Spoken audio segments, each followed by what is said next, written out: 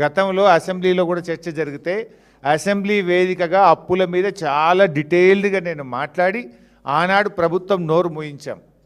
నేను చెప్పింది తప్పైతే ఇక్కడే మాట్లాడండి భట్టి గారు అని బడ్జెట్ సమావేశాల్లో నేను సవాల్ విసిరితే కనీసం నా లెక్కలకు నా సవాల్కు శాసనసభలో చర్చకు రాకుండా ప్రభుత్వం సభను వాయిదా వేసుకొని పోయింది. ఇది ఆల్రెడీ తేలిన సబ్జెక్ట్. తమ చేతగానితనాన్ని తాము ప్రజలకు ఆ రోజు భట్టి గారు ఏమన్నారు, కాంగ్రెస్ పార్టీకి 100 ఏళ్ల చరిత్ర, డబ్బులు ఎలా సంపాదించాలో మాకు తెలుసు, ఈ గ్యారంటీలన్నీ అమలు చేసి తీరుతామని ఆ రోజు రెచ్చిపోయి భట్టి గారు ప్రజల్ని నమ్మించే ప్రయత్నం చేసినారు. బాండ్ పేపర్లు పంచి సంతకాలు పెట్టి ప్రజల్ని వంచినారు. ఇవాళ ఏమైంది అని అడిగితే ఇవాళ బీఆర్ఎస్ పార్టీ మీద నెట్టి తప్పించుకోవాలనుకుంటున్నారు. ఇప్పటికీ మేము చెప్తున్నాం, మళ్ళీ అసెంబ్లీ పెడతారా పెట్టండి, ఎక్కడైనా సరే దాని మీద బీఆర్ఎస్ పార్టీ చర్చించడానికి సిద్ధంగా ఉంది. ఇవాళ జూపల్లి గారు తన సవాల్ను విసిరి తానే తోక ముడిచిండు. మేము రెడీగా ఉన్నాం. కేటీఆర్ గారు still even now he's waiting here. నువ్వు విసిరింది కేటీఆర్ గారికి. ఇప్పుడు కూడా ఉదయం 10:30 నుంచి ఈ నిమిషం వరకు కూడా మేము భవన్లోనే వెయిట్ చేసినాం. నిన్నెవరు ఆపలేదే. ఇదే జూపల్లి మాట మార్చి లేలే నేను భవన్కు రాను, నేను అమరవీరుల స్తూపం దగ్గర ఉన్నా అంటే కేటీఆర్ గారు కూడా అమరవీరుల స్తూపం దగ్గరికి వెళ్ళడానికి ప్రయత్నం చేస్తే ఆయనను కూడా వెళ్ళనీయకుండా పోలీసులను అడ్డం పెట్టి ఆపినారు. అంటే దీన్ని బట్టి అర్థం కాలేదా? ఇక రెండవ పార్ట్, ముఖ్యంగా ప్రభుత్వ పాఠశాలలు గురుకుల పాఠశాల టెండర్లకు సంబంధించి 2,000 కోట్ల రూపాయల విలువ కలిగిన టెండర్లు జరిగినవి. ఇందులో అవినీతి అక్రమాలు జరిగినవి. ఇందులో తెలంగాణ బలహీన వర్గాల బిడ్డలు దళిత బిడ్డలకు అన్యాయం జరిగిందని బీఆర్ఎస్ పార్టీ ఆరోపించింది. నేను మాట్లాడాను. సీనియర్ అధికారిగా పనిచేసిన మా పార్టీ ప్రధాన కార్యదర్శి ఆర్ఎస్ ప్రవీణ్ కుమారు, గౌరవ మాజీ మంత్రివర్యులు కొప్పుల ఈశ్వర్ గారు కూడా మాట్లాడినారు. ఈ అంశం మీద చర్చకు సిద్ధమని అనేకసార్లు అనడం, తోకముడ్చడం. దీంతో మా ఆర్ఎస్ ప్రవీణ్ గారు ఈరోజు సోమాజిగూడ ప్రెస్ క్లబ్లో ఉదయం 12 గంటలకు మేము వస్తున్నాం, మీరు రండి అని స్పష్టంగా ఆయన సవాల్ వేసినారు. ప్రెస్ క్లబ్ బుక్ చేసినారు, అన్ని ఏర్పాట్లు చేసినారు. మరి ఎందుకు ప్రెస్ క్లబ్కు రాలేదు? ప్రెస్ క్లబ్కు రాకుండా ట్విస్ట్ ఇచ్చిండ్రు. ఏమని?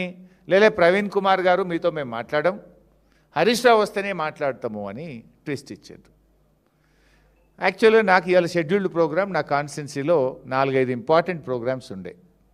బట్ అయినా మీరు ట్విస్ట్ ఇచ్చినప్పుడు, నన్నే రమ్మన్నప్పుడు ఒక బాధ్యత కలిగిన నాయకుడిగా, ప్రధాన ప్రతిపక్షంగా నా ప్రోగ్రామ్స్ అన్నీ క్యాన్సిల్ చేసుకొని మా ప్రవీణ్ అన్నకు ఫోన్ చేసుకొని నేను ఇక్కడికి వచ్చిన.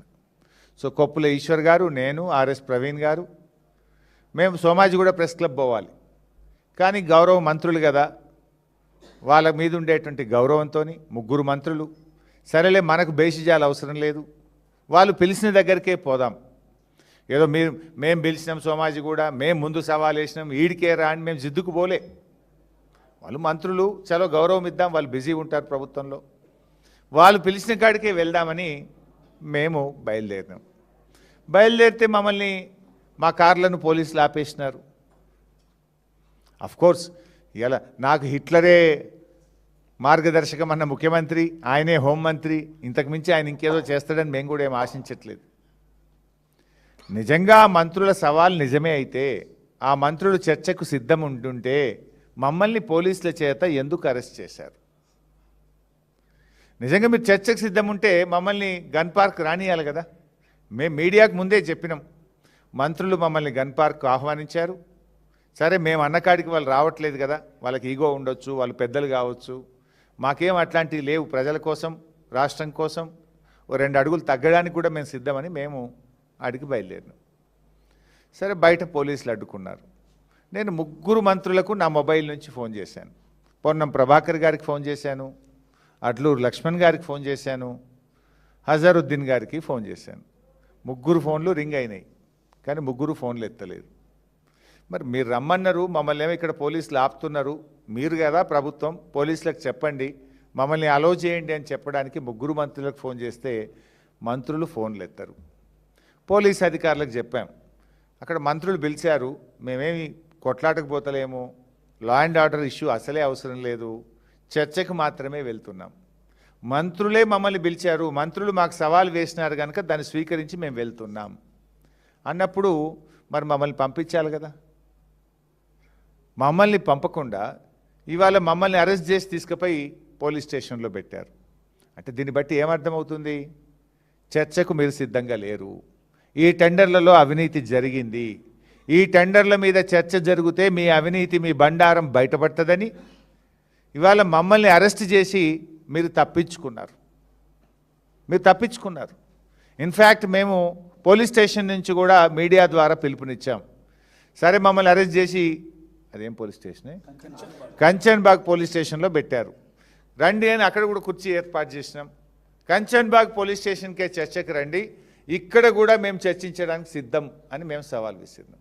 లేదు మీ పోలీసులకు చెప్పండి, కంచన్బాగ్ పోలీస్ స్టేషన్ నుంచి మమ్మల్ని మీ పోలీస్ పహారాలో మమ్మల్ని సెక్రటరియట్కి అయినా, గన్ పార్క్ అయినా, అసెంబ్లీకి అయినా తీసుకెళ్ళండి, మేము మాట్లాడడానికి సిద్ధమని మీడియా ద్వారా ప్రభుత్వానికి, పోలీసులకు విజ్ఞప్తి చేసినాం. అయినా మమ్మల్ని వదిలిపెట్టలేదు. అంటే దీన్ని బట్టి ఏమర్థమవుతుంది? ప్రభుత్వం చర్చకు సిద్ధంగా లేదు, ప్రభుత్వం తోక ముడిచింది, పారిపోయింది అని చెప్పి అర్థమవుతా ఉంది. సాటుకు మాట్లాడు ఎందుకు? ఎదురుగానే మీడియా సమక్షంలో, ప్రజల సమక్షంలో కుండబద్దలు కొట్టినట్టు కుల్లా మాట్లాడుకుందామంటే ఎందుకు పోలీసులను అడ్డం పెట్టుకొని డ్రామాలు ఆడుతున్నారు? అంటే దీన్ని బట్టి ఇలా రాష్ట్ర ప్రజలకు క్లారిటీ వచ్చింది. ఈ ప్రభుత్వం అవినీతికి పాల్పడ్డది కనుకనే, ఈ ప్రభుత్వం చర్చకు సిద్ధంగా లేదు కనుకనే పోలీసులను అడ్డం పెట్టుకొని చర్చ జరగకుండా చేసింది అనేటువంటి విషయం ఇవాళ రాష్ట్ర ప్రజలకు అర్థమైంది. ఇవాళ లక్ష్మణ్ గారు ఒక మాట అన్నారు, మొన్న ఒక మాట అన్నారు, వారం కింద 2 రోజుల కింద ఒక మాట అన్నారు, ఇవాళ ఒక మాట అన్నారు.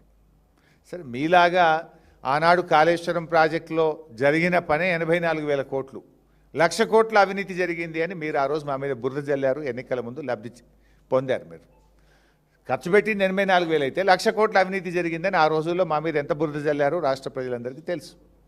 మేము అట్లా బురద జల్లే రాజకీయాలకు మేము చేయదలుచుకోలేదు, చేయము కూడా. ఇవాళ లక్ష్మణ్ గారు ముందేమన్నారు? లేలా ఈ టెండరే 600 కోట్లదే అన్నారు. మళ్ళీ అదే లక్ష్మణ్ గారు నాలుక గరుచుకొని ఒక వారం తర్వాత లేలా ఇది 1150, 1200 కోట్లు అన్నారు. మేమన్నాం 2,000 కోట్ల రూపాయల టెండర్లు జరుగుతున్నాయి, దీంట్లో అవకతవకలు జరిగినాయి, దీంట్లో స్కామ్ జరిగింది అని మేమన్నాం. ఒకసారి లక్ష్మణ్ గారి వీడియో చూద్దాం. 683.78 లక్షలకి టెండర్ 683.78 లక్షలకి టెండర్ పిలవడం జరిగింది. ఆ నిబంధనలకు అనుగుణంగానే టెండర్ ఫైనల్ చేసి వారికి ఇవ్వడం జరిగింది. హరీష్ రావు ఒక కామెంట్ చేశారు, తన దగ్గర ఆధారాలు ముఖ్యంగా టెండర్లు సుమారుగా 2,000 కోట్ల వరకు అవినీతి జరిగిందని చెప్పి హరీష్ రావు చెప్తారు. మీరు ఏమంటారు? టెండర్ వాల్యుయేషన్ ఎంత అండి? 1142 కోట్ల చిల్లర టెండర్. నువ్వే ముందేమన్నావు? 687 కోట్లు అన్నావు. వారం తర్వాత డేట్లు కూడా చూశారు, 1142 కోట్లు అన్నావు. ఇది మూడో టెండర్ ఏంటంటే ఇది మూడవ టెండర్ నోటిఫికేషన్. ఇది ముఖ్యంగా మూడవ టెండర్లో ఇంతకుముందు ఎప్పుడైనా కూడా ప్రొవిజన్స్ అంటే పప్పులు, ఉప్పులు, నూనె, అదేవిధంగా పిల్లలకు అవసరమయ్యేటువంటి టూత్పేస్టు, పౌడర్లు, అదేవిధంగా హ్యాండ్ వాషు, డెటాలు